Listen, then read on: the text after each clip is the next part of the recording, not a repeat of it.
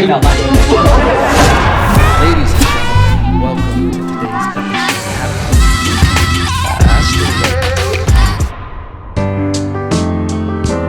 Yeah. Ladies and gentlemen, once again we are back here again on a Tuesday. And we got war again. World War. Ooh, I didn't mean to put on this effect, but I put on this effect, so fuck it now. I'm gonna be like Kanye West on the outro of his album.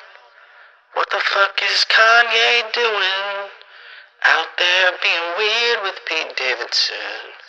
So let your love lock down, your love lock down.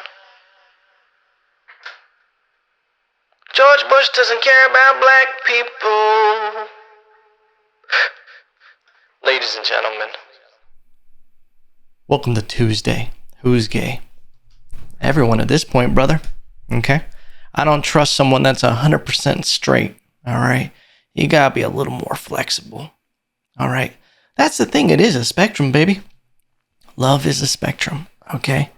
Because it's like, if like, that's the thing is, you can be 100% straight. It's impossible. The thing is you can be 100% gay. And I mean, I guess you got to say, you can't be 100% straight. Yeah, going through this whole argument out the water. Anyway, no. Because if it takes being 50% gay to do gay things, then we got 50% to play with. Okay, now I didn't crunch the numbers. I'm just throwing out some big numbers here. Okay, give or take quite a bit. All right. But I assume there's some leeway. If I think I see Idris Elba in a movie and I'm like, wow, that is a handsome man. You got to take 3% off my straightness. And that's all right. Okay, I didn't need that 3% straightness. The last few percents of anything that makes it 100%, a little too extreme for me. Okay? Anything 100% in life is gonna give you some problems. I like meat. Do I eat 100% meat? Nah, it's gonna give you some problems. You start fucking around with the carnivore diet, you gonna walk into that bathroom constipated. You're gonna blow out your O-ring, your asshole ring. All right, the one deep in there. You ain't ever even seen it because you're not supposed to be able to blow that one out. But you start fucking around with that carnivore diet, you get a little too weird with the keto diet. You shove them shit in the factory that they're not equipped to handle. Okay? That's what I think with all these wackadaisical diets. People, just extremes. It's gotten so ridiculous with diets out there, ladies and gentlemen. People take diets to the furthest, deepest parts of the galaxy. People have to one-up each other. There's some motherfucker walking this planet thinking about how they could live off air. I am actually on the new cloud. Do you cloud at all? What's that? It's where instead of eating on Tuesdays, I go for a walk and I get out in nature and I get near a hill and I just go and I just swallow air. And it's like clouds, you know? And honestly, I like my head instantly clears up. I feel like more in tune. Like some people like to do grounding where they get barefoot in the grass. That's so retro. I like to get on a hill and swallow clouds. Just hit it with the Kirby special. You remember Kirby? Kirby's Wonderland? Or was it Dreamland? People are so silly with diets. It's crazy that they care. Like the people try to impress people with what they eat. They want to flex on you with what they're eating. I don't give two shits what you eat, okay? I'd be impressed if someone just ate oysters. 100% of the diet is just oysters. That at least takes some work and dedication. What kind of shit do you have when you just eat oysters? That can't be healthy. Oh, that doesn't sound fun. You definitely need a bidet for that, huh? Sorry, ladies and gentlemen, we went too far with that one. Okay, but you got me going on this cloud diet. There has to be someone having a cloud diet. Fuck, I would try it. I'd see someone, they just need the right celebrity to endorse it. Listen, if The Rock came out, I've said this, that if The Rock came out and he actually told people he ate rocks, there's a few people that might try it. Even I would be like, yeah, he didn't. He did fucking win WrestleMania. Jumanji was pretty good. I'd try a little pebble. Maybe start out with some fish gravel. I'd put it down the old gullet, see what it did for me. Get constipated once and be like, nah, this was a mistake. I'm going back to soft foods. People with their diets, the carnivore diet. That one's ridiculous. Don't even get me started on the carnivore right now. I always do love when celebrities do endorse a diet and hard work and exercise and all this stuff, but then you know they're on every steroid known to man. You're just like, okay, this was just gummy vitamins. You're getting the same protein that I'm getting at Costco. We can pretend that's what's happening, silly man. Okay? I can only focus so much, Dwayne "The Rock" Johnson, before I need to recover. All right? But why not? Here's the thing. I don't see an issue with PEDs and PEDs. PEDs, if you're doing deeds of testosterone, I don't see an issue with it if you're not competing in a sport. If you're just doing it for life and longevity and energy, why not? When I get older and I start needing replacement stuff, I'm juiced to the gills, baby. Okay? I'm gonna get so juiced out of my mind. I'm gonna look like goddamn Blanca from Street Fighter. I'm barely gonna speak English. Okay? I'm just gonna be so roid raged out that I'm gonna fucking be Blanca-ing cars. You know that combo level, that bonus level in Street Fighter where Blanca, you could just beat the shit out of a car? That's what I'm gonna be doing on the freeway. Just Blanca-ing cars, just rolling into them and shit, my little ripped up shorts. Because if you're on steroids, why would you wear clothes? Okay? You're paying for it. Okay? Enjoy the show. It's a ridiculous episode. We're already off to a ridiculous episode. What are we talking about, dude? I just saw Britney Spears on Instagram. This is what people were afraid of. People were afraid, like, maybe there's a reason why Britney has been under this this whole conservatorship or whatever that is. Remember, this is the funniest thing about being people, is we hear these words thrown around a few times in our life, and all of a sudden we're experts on it.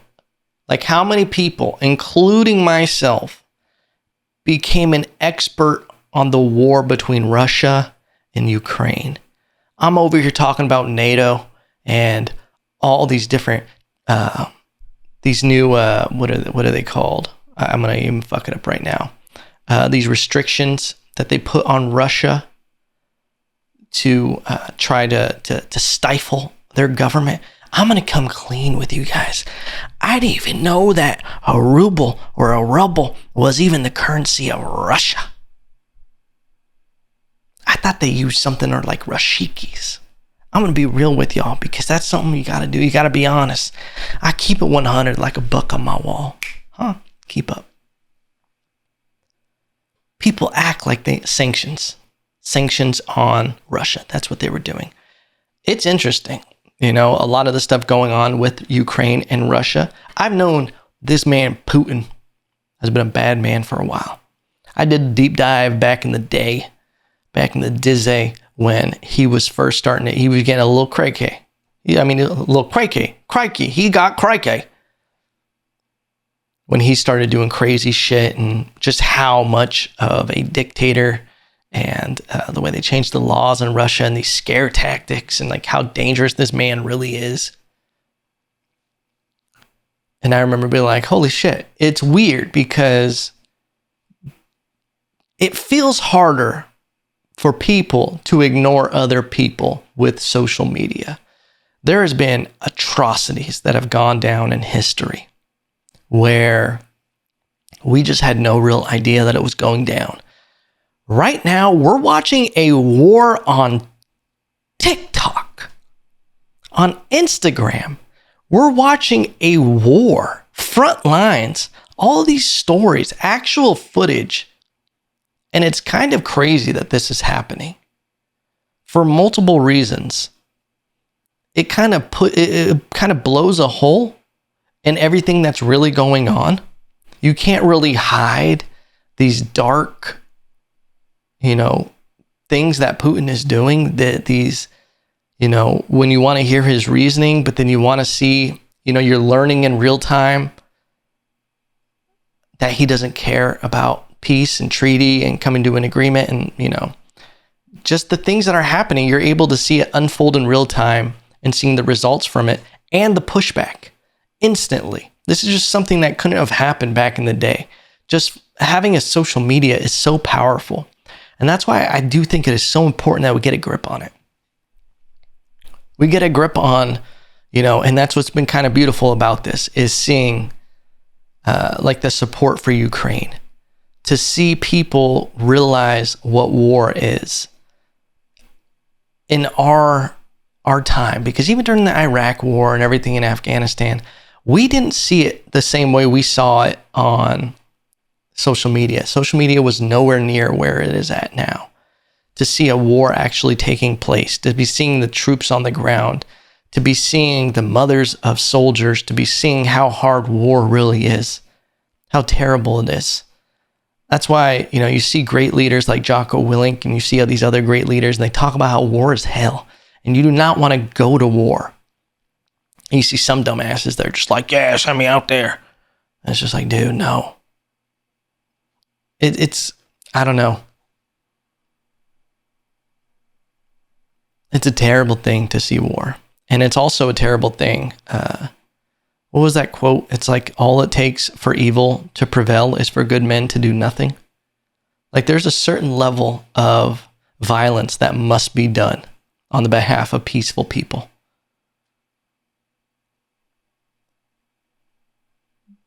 And the point I'm making is, like, with social media,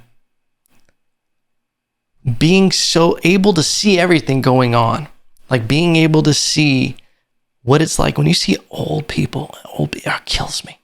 When you see old people, you see kids, I saw pictures of little kids in these makeshift bomb shelters and subway stations. You got the rows of little boys and little girls, and they are like covering their ears, and you can see like the tear in their eyes.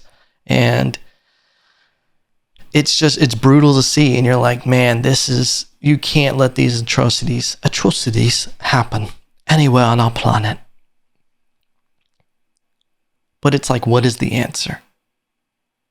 And I think for one, the answer is we realize how ridiculous some of the stuff that we do in America is. Some of the shit that when times are peaceful, we get too fucking whackadaisical with it.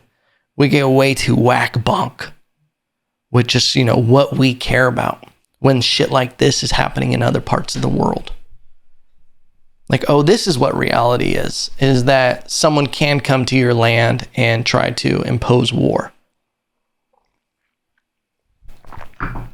And people be like, yeah, Russia can never actually attack the United States of America. Are we sure about that? If Russia and China got together, we'd be in a little bit of a problem. Okay? Would be able to handle it? Yeah, but war is not a good thing. But I think it's always important to prepare. To live a life of peace, you must prepare for war. Be ready. Know how to defend yourself. You know why I like boxing, jiu-jitsu, and all of this? It's just knowing that you got it in your back pocket, and it actually makes you never want to experience it. But you live a life of peace just being like, yeah, I feel confident myself, but I never want to use this. I never want to actually have to do anything. But it's also good as a country to have another country be like, no, we shouldn't fucking step to that. And it's like sometimes I think people get too much in a bubble, and that's where these weird shits that we do in this country happen, where we start imposing these ideas and things that these things that just got so wacky. And then all of a sudden something real happens and you're like, oh shit, yeah, none of that's really that important right now. We just got a little whackadaisical with it. But I don't want to take away from the real shit that's happening right now with Ukraine and Russia. I did a deep dive. I did as much as I could do to educate myself on what's actually going down in Ukraine and Russia. And I'll be honest with you, there are some things that I hope that America adopts. The patriotism that Ukraine has for its people. The warriors that Ukraine has. The president of Ukraine, when they asked him, the U.S. asked him, do you want to be evacuated? He said, nah, bitch, send more ammo, because I'm going nowhere. You know that motherfucker used to be a comedian? What? And now he's over there just rocking it in the free world. Down in the trenches and shit, wearing bulletproof vests. I think about that, and I never understood what completely bugged me about what Ted Cruz did during the snowpocalypse here in Texas. If you don't know, Ted Cruz in Texas, politician here, when the snowpocalypse happened, he decided it was time to go to Cancun with his family. And he was spotted on the plane going there. And I want to say, and he said, oh, I had regrets as soon as I got on the plane, and that's why I went there and then I came back. I think you got caught. I think you realized that it looked bad when people started taking your picture. And you were like, I should probably go back because this is going to be bad publicity. Of all places, you want to go to Cancun? You want to go get those little bracelets and maybe get some henna tattoos and maybe get little fucking beads in your hair?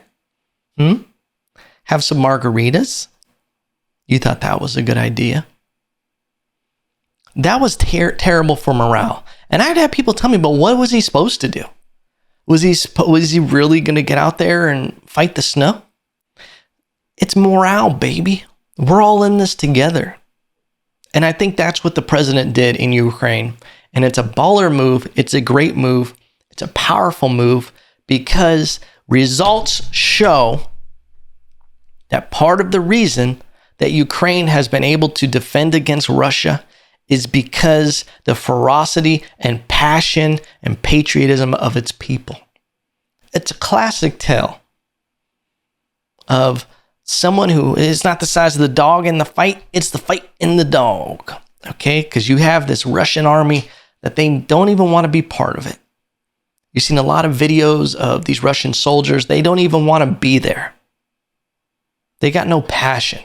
And then you have Ukraine soldiers and Ukraine townspeople, Ukraine celebrities, Ukraine presidents, members of parliament, out here rocking it in the free world. Just with AK-47s. My fofo, make sure all your kids don't grow. Fighting for a reason. Fighting for freedom. Fighting like a goddamn movie. Just legends. The Ghost of Khyv. The Ukrainian Reaper. Legends coming out of this war. Are they just urban legends? Yeah, they could be. But it's been phenomenal press for how fucking tough Ukraine is. And it's been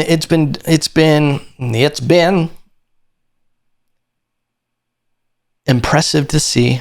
I've been proud of people as a whole, because that's what I think I'm getting at, is that we are more than just an individual country. You know, when we start looking at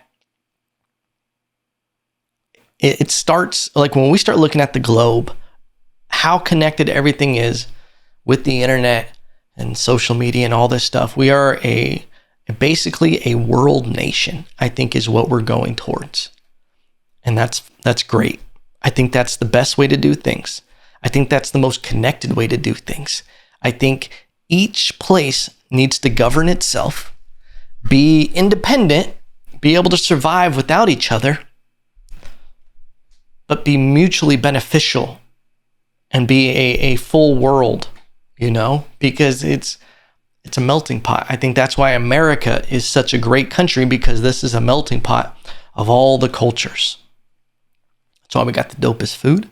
That's why we got the dopest art, most creativity, things like that, because we're a culture that is so blended.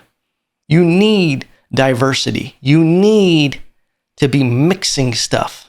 Look at me, baby. I'm a mixed baby. Mixed culture right here. We out here.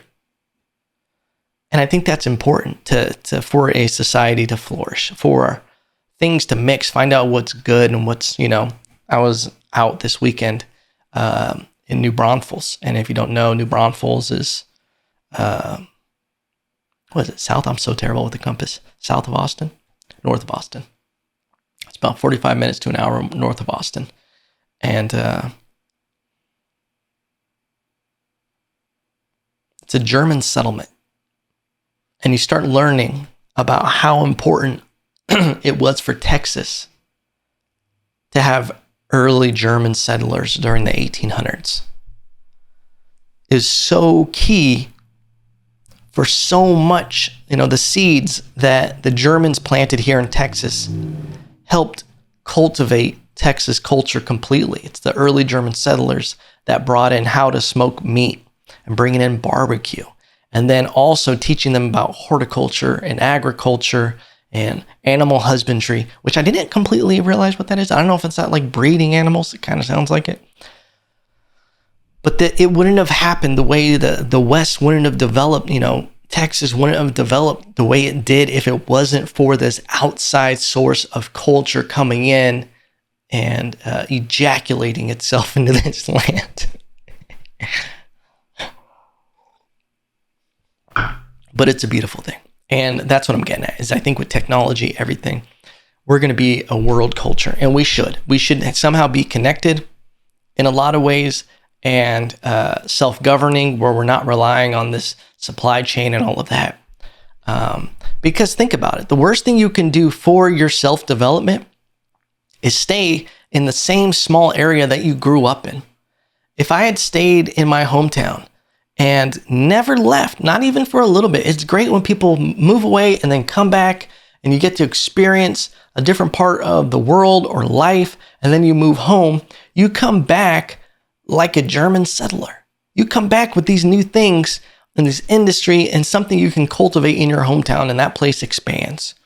I think it's great, when people move to certain areas and they help that area. They bring in new things, innovation, new ideas, it's when you don't have any of that mixing is where you start running into problems. I think that's why, you can say what you want about California. Me being from California, it's hard because I think what really fucked up California is politics. I don't know if it's really the people there. I think they got, at least the people from California. And I don't think California is always a good example of when people all move there. I think what fucked it up was Hollywood and politics. But California is one of the biggest economies in the world. And part of that reason, I think, is because so many different cultures are attracted to it. I think Hollywood being such a fucked up virtue signaling world tipped the scale of flipping California into this place that it is now, and the current, the politics have a stranglehold on it. I think it's dangerous, just like going back to the beginning of this episode. A little too dangerous, a little too extreme. They're getting close to that 100% extreme there, You got to be a little more gay with it, California, politically speaking. But I think innovation needs things to mix. And that's why I'm proposing that we mix the world up. And the big question is, this is what I'm getting at. What about the stuff going on with Ukraine and Russia? Should, NATO intervene? Should there be kind of a world police? Because it's kind of hard to not get involved when you're seeing injustice across the globe, when you're seeing dictators, when you're seeing these kind of bad things happen to good people. And I also think when there's a conglomerate of people trying to be, focus on the well-being of governments and people, I think it's a good thing. Now, is the form that we have now the best version of that? No, because I think there's too much government overreach on a local level. I think that, government control is not the best thing.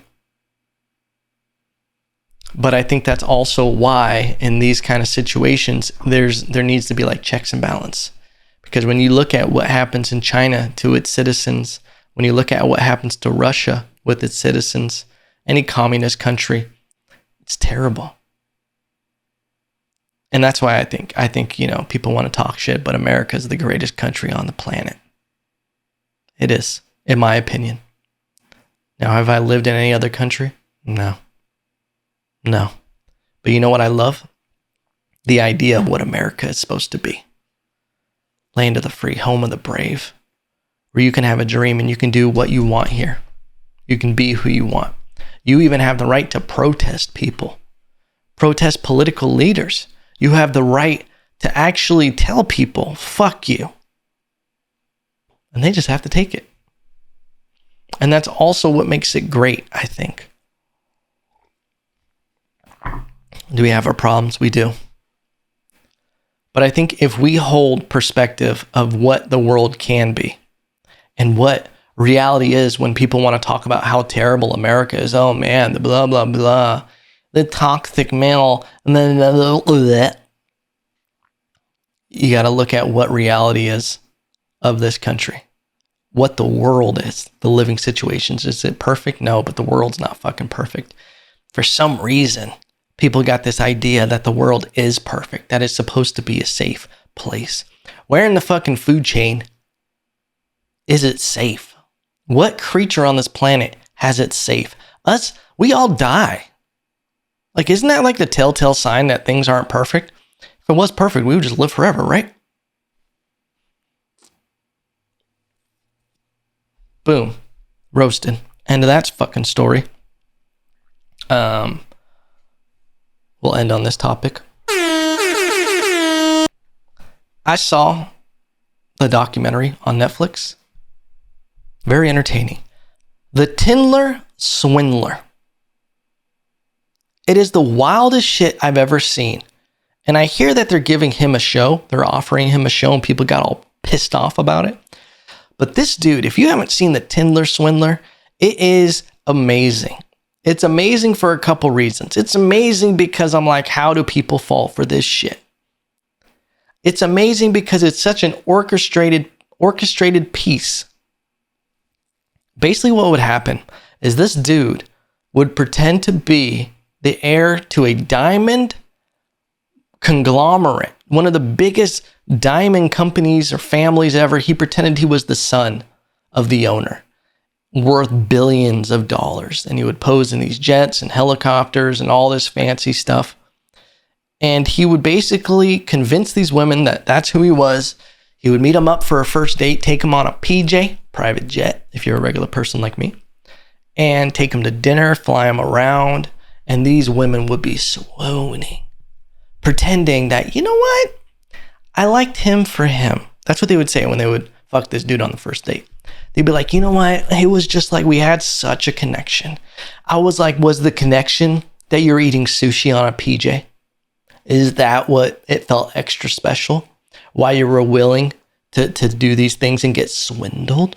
Because you thought it might pay off. It's the most ridiculous thing. So many women got hustled by this dude. And you know what? It blows my mind, but it's like, you ever seen like a pool shark going to hustle a pool like this pool shark's like, yeah, I'm going to take this kid's money. Why don't we play $100 a ball now? And then the other guy's like, yeah, sure. And then he tries to play that guy. And then the guy out hustles him. Is like, takes his money. And he's like, you hustled me. And he's like, bitch, you were trying to hustle me. That's what would basically happen is this dude would make them think that he was this rich diamond dude. And then he would tell them, I got these enemies. And then they'd be like, oh. And then he would randomly hit them up and be like, hey, they froze my accounts. I need you to send me $25,000 in cash. And they would be like, oh my God, you'll pay me back? And he's like, yeah, I'll pay you more and then back. And they would send this dude $25,000. They would send him $50,000. They would open up credit cards and let this dude use their credit cards. $25,000, $50,000. One girl got up to like $250,000 that she owed this man. And owed the credit card companies. He was just swindling them. And what he would be doing, he would have one send him all this money, and then he'd be booking fucking these crazy island adventures with models and other women that he was trying to impress. It was a Ponzi scheme that he'd manipulate one, get them to send all the money, and then he'd go out into a date, start swooning another one, get her all frazzle-dazzled, be able to pay for the PJ, then tell her, hey, I need money. I'm getting hustled. And he would be using the same pictures with every single one of them. And it was the weirdest thing ever. It was wild what he actually pulled off. But you know what's also crazy? Like, I feel bad when people get emotionally hustled. In relationships, when I hear about an everyday relationship where it's like, yeah, we had 4 kids together and he cheated and he did this and blah, blah, blah, or emotionally manipulated any of that, I feel terrible. But how many men get hustled? Countless. How many men out there are paying for all these vacations? And then it happens to 3 women. And now we got the Tinder swindler. They made a documentary about it. How's that happening? This one guy, this one hero, out here, just getting a little bit of retribution for the people.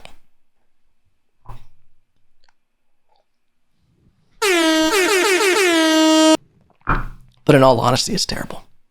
Because these women's lives were ruined. Racking up $200,000 in debt. Dude, how? How do you let someone do that? How do you ever like, yeah, man, this is cool. Dude, I don't even loan friends to people. Money, I won't even loan you my friend, partner. I won't even, how do you get to a point? I'd have to be involved somehow. I'd be like, hey, if I'm loaning you $500, anything over $100, I'm like, I need a plan. I need to see what you got going on. I need to see a business model. I need some signatures. It's crazy. It's a crazy documentary. You got to check it out. But it blew my mind. It blew my mind what this guy was able to pull off. He actually ended up, I won't spoil it for you, but just to see what he was able to pull off, and these people were so gullible that he was able to pull it off. I kind of thought about it. I was like, I need to get on Tinder. They're going to call me the Tindler because I'm going to be the swindler Tindler. Okay? I don't even know what Tinder is. I mean, I know what it is, but I've never been on it. From what it sounds like, it feels like I didn't really miss much. It feels like it got pretty terrible pretty quick. It's one of those things that just make you feel empty inside after. It's like watching porn and then you hear the sounds after and you're like, ugh, who am I? You're grossed out by yourself. I feel like that's what Tinder turned into. But anyway, ladies and gentlemen, this has been a great episode. A lot of fun on this one, ladies and gentlemen. Listen, if you listen to it, I appreciate you. I love you. Don't forget to like, comment, subscribe. Send me current events. If there's something that you see, you're like, this would be a good topic for the podcast, feel free to DM me it. Send me an email at contact@evanlopez.com. Okay? And you can submit topics to the podcast. And remember, no matter what, I still love you.